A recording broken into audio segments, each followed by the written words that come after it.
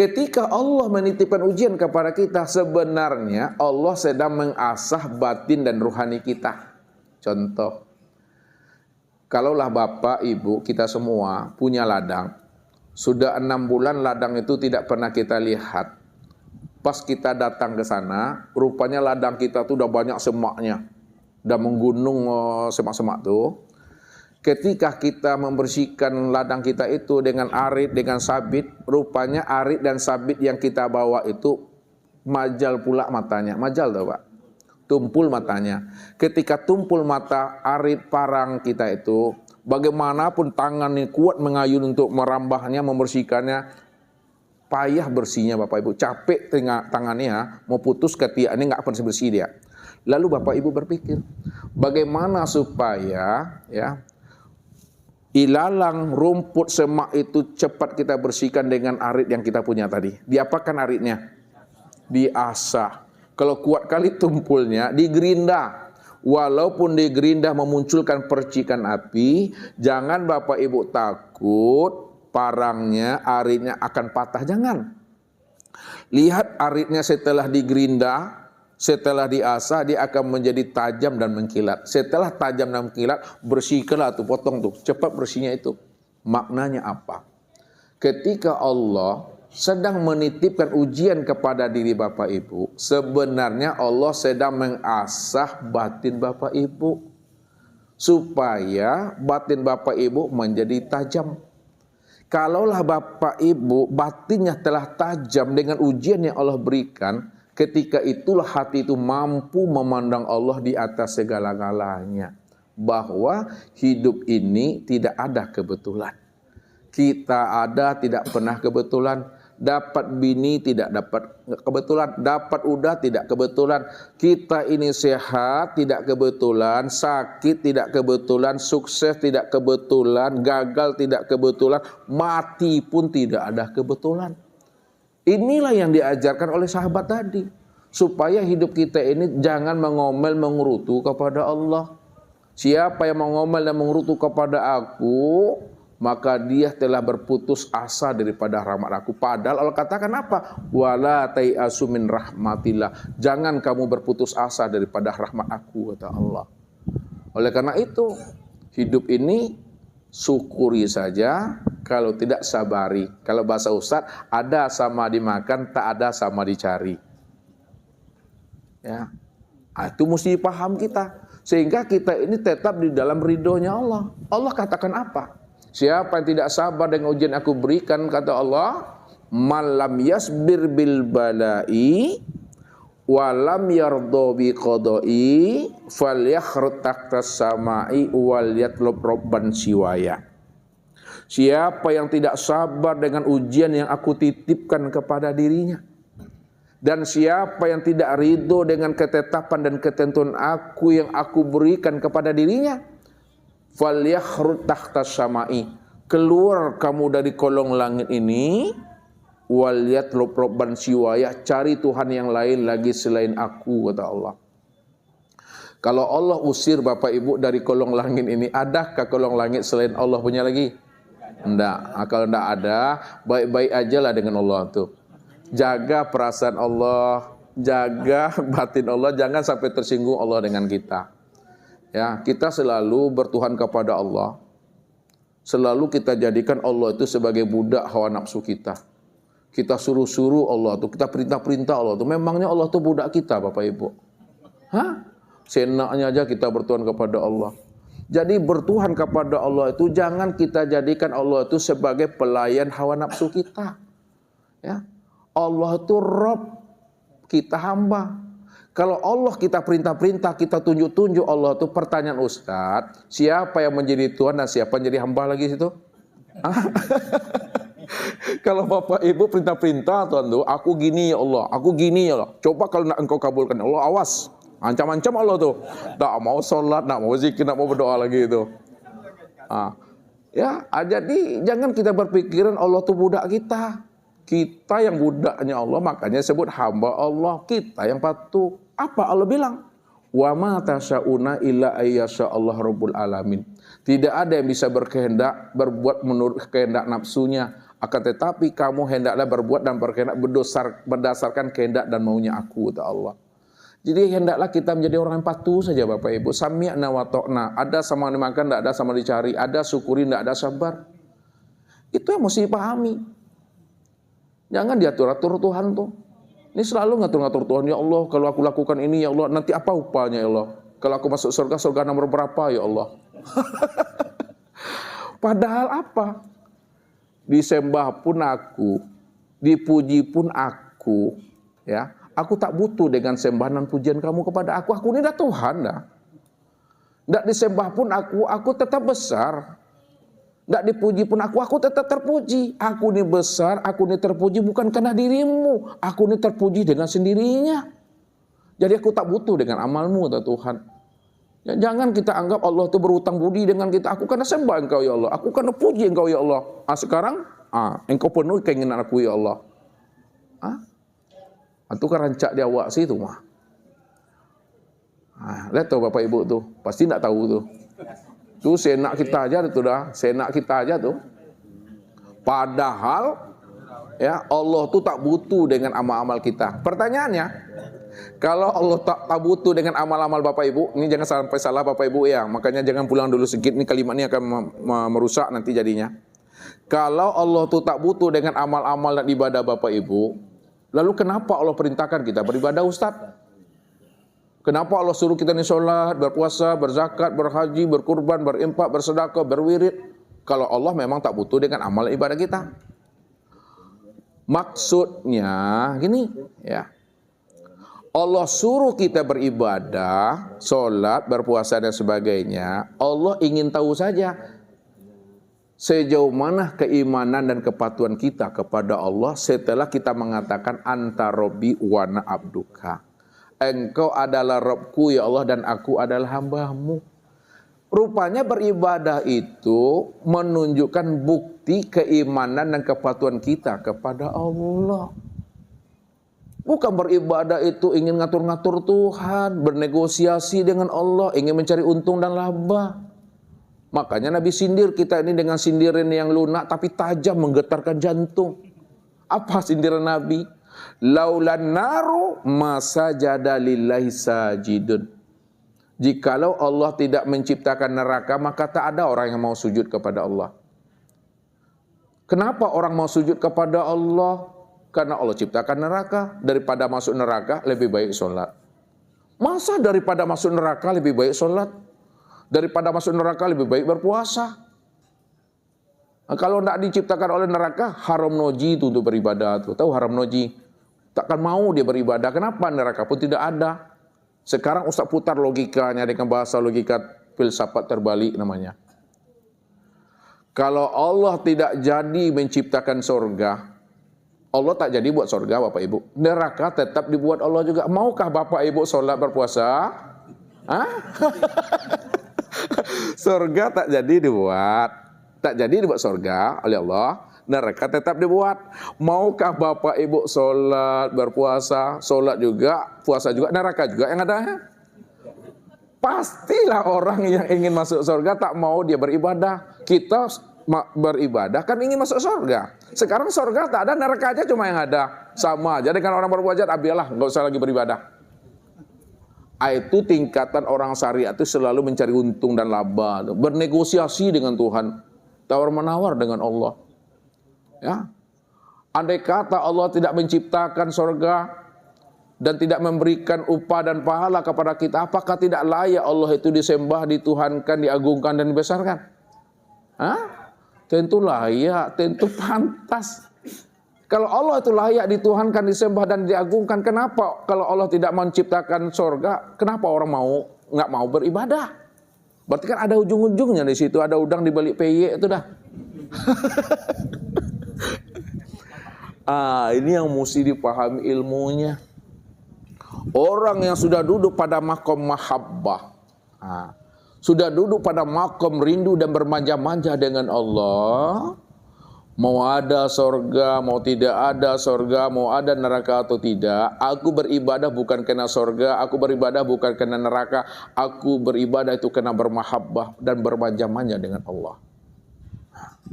Oleh karena itu, carilah pemilik surga, cari pemilik neraka, cari pemilik dunia dan akhirat. Siapa pemilik surga, neraka, dunia dan akhirat? Allah. Siapa yang sudah dapat Allah, diberinya kemuliaan dunia, diberinya kemuliaan akhirat itu.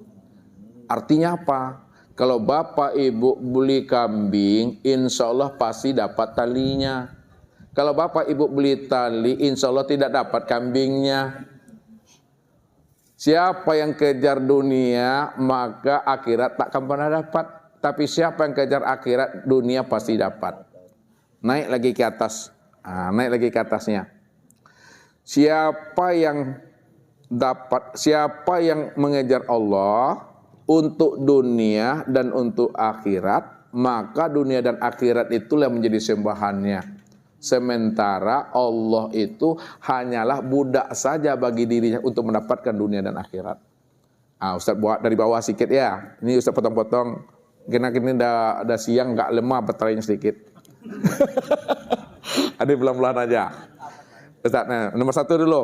Ini sampai ke atas puncaknya. Bapak Ibu makomnya di mana nanti?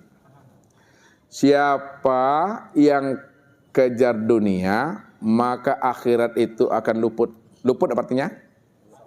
Lepas. Nah, siapa yang kejar dunia, maka akhirat itu akan lepas.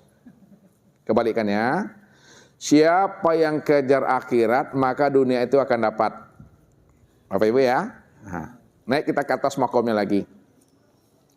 Siapa yang dapatkan Allah, siapa yang dapatkan Allah, maka dunia dapat, akhirat dapat. Ini batu licin ke atas lagi, batu licinnya. Siapa yang dapatkan Allah, tujuannya untuk dunia dan akhirat, maka dunia dan akhirat itulah yang menjadi Tuhannya. Dunia dan akhirat itu yang menjadi sembahannya. Sedangkan Allah bagi dirinya sebagai wasilah saja untuk mendapatkan tujuannya dunia dan akhirat. Pak Bapak Ibu tuh? Siapa yang dapatkan Allah, tujuannya untuk dunia dan akhirat, maka dunia dan akhirat itu yang menjadi sembahannya. Dunia dan akhirat itu akan menjadi Tuhannya. Sedangkan Allah bagi dirinya sebagai wasilah, perantara saja untuk mendapatkan dunia dan akhirat itu. Oleh karena itu, beribadah jangan cari apa-apa. Ya, beribadah itu patuh sajalah. Allah itu tahu apa yang menjadi keinginan dan hajat kita, Bapak Ibu. Contoh, Bapak Ibu punya hajat dan keinginan? Ya. Kalau Bapak Ibu punya hajat dan keinginan, siapa yang lebih tahu, ya? Apakah Allah dan kita lebih tahu hajat dan keinginan kita, atau kita lebih tahu daripada Allah apa yang menjadi hajat dan keinginan kita? Allah lebih tahu apa yang menjadi hajat dan keinginan kita. Kalau Allah lebih tahu apa yang menjadi hajat dan keinginan kita, itu artinya belum kita meminta, belum kita berhajat, Allah dah tahu tuh. Makanya sebelum kita meminta, Allah lengkapi permintaan kita itu. Allah lengkapi hajat kita itu. Buktinya apa? Ketika kita masih berada di dalam rahim ibu kita, ya, masih dalam 40 hari baru, ya. Karena Allah tahu apa yang menjadi kebutuhan kita di saat kita lahir, maka Allah dah persiapkan namanya ASI, air susu ibu. Adakah ibu-ibu waktu anak lahir dikasih namanya pop es? Kopi? Kan tidak ada kan? Yang dikasih waktu anak kita lahir itu adalah air susu ibu. Siapa yang mempersiapkan ASI itu sebelum anak itu lahir? Allah. Maka Allah lebih tahu kebutuhan anak kita dibanding ibu tahu kebutuhan anaknya. Lalu kenapa kita setelah kita dewasa, sudah sarjana, kok ragu pula dengan jaminan Tuhan? Ragu kita dengan kemampuan Allah. Siapa yang ragu dengan jaminan dan kemampuan aku? Kamu aja lah jadi Tuhan lagi itu Tuhan. Jangan bertuhan juga dengan aku. Inilah mesti bersifat sami'na wa ta'na. Ya, jadi bertuhan kepada Allah itu patuh sajalah. Karena Allah janjikan apa kepada kita? Ya, apa kata Allah? Man amila solihan min dzakari aw unsa falanuhyiyannahu hayatan thayyibah wala najziyannahum ajrahum bi ahsani ma kanu ya'malun. Siapa yang beramal soleh, baik laki-laki maupun perempuan, maka aku beri dia kehidupan yang lebih baik dari kehidupan sebelumnya. Siapa yang aku beri kehidupan yang lebih baik dari kehidupan sebelumnya, wala najziyannahum ajrahum bi ahsani ma kanu ya'malun, maka aku akan memberikan balasan yang terbaik kepada dirinya, ya, dibandingkan amal yang dia perbuat. Maksudnya apa? Kalau Bapak ingin masuk surga, ya, sekiranya ada surga itu namanya surga VIP, maka Allah masukkan kita ke surga VIP itu. Itu yang surga Baitul Ma'mur itu. Jadi, karena Allah tahu yang menjadi hajat dan keinginan kita, oleh karena itu jangan kita bernegosiasi dengan Tuhan. Patuh aja lah tuh. Itu aja menurut Ustaz. Kenapa Bapak Ibu sholat? Menunjukkan kepatuhan Ustaz, menunjukkan keimanan Ustaz. Kenapa sholat? Untuk bayar utang Ustaz. Ya Allah, kalau rezekiku ada di langit, ya Allah turunkan ya Allah. Kalau di bumi keluarkan ya Allah. Kalau jauh dekatkan ya Allah. Kalau sedikit banyakkan ya Allah. Kapan juga pandai bersyukur lagi? Ya, padahal Allah katakan apa? Fabi ayyi ala rabbikuma tukadziban. Nikmat apa juga lagi yang belum aku beri kepada dirimu, kata Allah.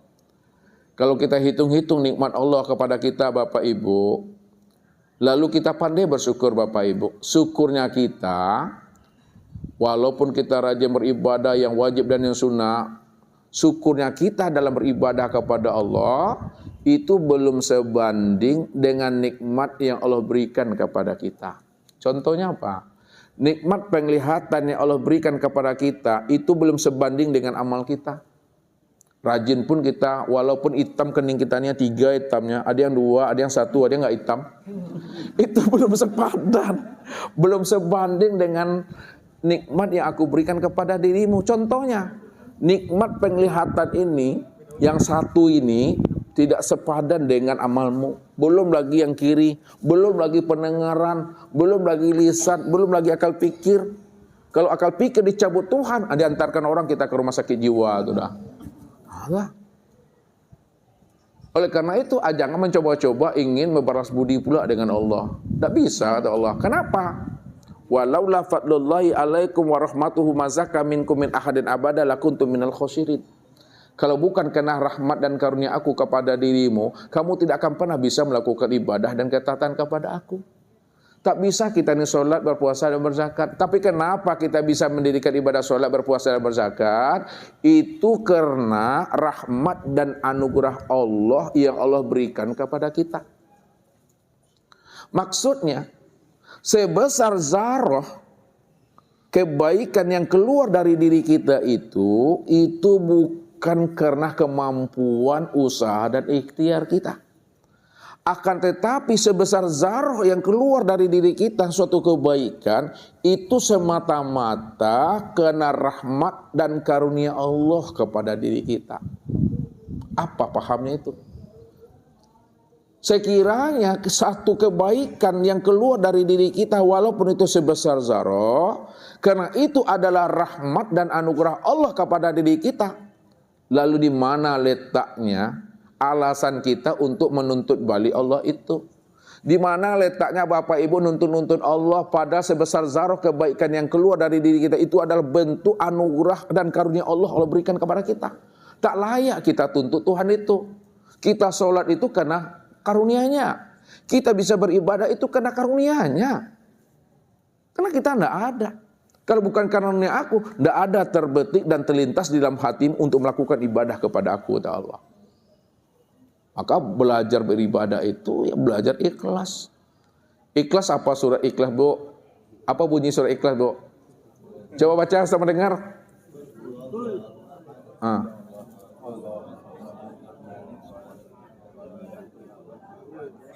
Pertanyaannya, awal sampai akhir surat ikhlas sama Pak Ibu baca tadi, ada enggak bunyi lapasnya ikhlas? Ada? Tapi kenapa disebut surah ikhlas?